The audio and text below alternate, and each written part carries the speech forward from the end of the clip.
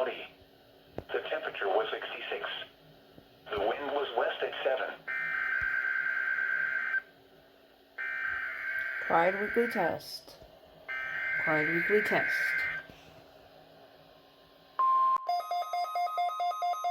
Required weekly test.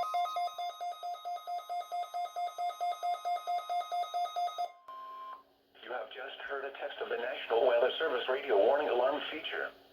Reception of this broadcast and the warning alarm will vary at any given location. This variability, normally more noticeable at a greater distance from the transmitter, will occur even though you are using a good quality receiver in perfect working order. During severe weather, the warning alarm will be activated for severe thunderstorm and tornado watches, and for severe thunderstorm, tornado, and flash flood warnings. The warning alarm will also be used for civil emergency messages. A test of the warning alarm feature of National Weather Service Radio is conducted at 12 noon and 7 p.m. each Wednesday, unless there is a significant risk of severe weather in the area.